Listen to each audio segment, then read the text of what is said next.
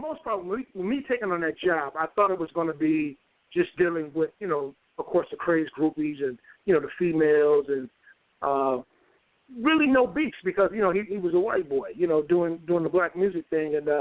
And of course, we talked about this on a couple of the other shows. The only real problem that came about later was the whole Death Row, Suge Knight, beef, during the fallout of Dre leaving Death Row and all of that. So that's when it got real. That's when I really earned my money. Yeah.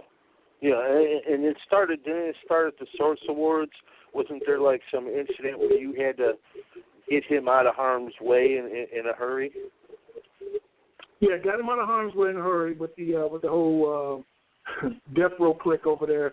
Long story short, what ended up happening was they were trying to strong arm Eminem to be over at Death Row because they were struggling at that time, and Dre had already signed him, and that was pretty much Dre's first artist. That was Dre's comeback, as well as Eminem's coming out.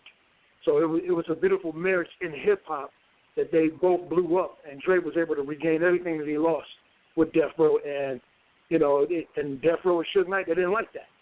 They figured like, well, you know what, you can come make money with us. We're bigger than Dre. You can come roll with us. And when he said no, that's when the problems began. We talked about that, last year on the show, man, and that really blew up, man. That caused a lot of controversy, man. I talk about those stories in that book, Shady Business, and I earned my money, man. It was interesting. It was very interesting. Yeah, definitely.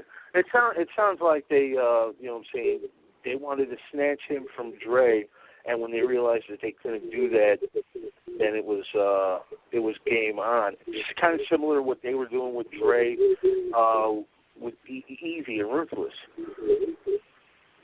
Yeah, pretty much. Snatching Dre away from Ruthless. So you kind of went through the same thing that Jerry Heller and everybody at Ruthless went through. You guys had to have been on edge. I mean, when you guys were going from show to show, were you always extra cautious and kind of worried that some shit might pop off? Well, yeah, anytime you're a bodyguard, man, you always have to take precautions. If you have to case out every facility that you go to, all of the escape routes, know where the nearest hospital is, know where the nearest police station is. And then, when I worked out there, when things started getting thick, I hired a few LAPD officers to come along and work with me to protect, Eminem. But they pretty much did it behind the scenes. They let me do the upfront stuff. So if any criminal activity will break out, they will step forward and I step back. The great thing about the off-duty LAPD and retired LAPD guys, I was licensed CPL carrier. They will also supply me with the legal weapons for me to be able to hold it down out there while we were in the studio, not on the streets, but in the studio.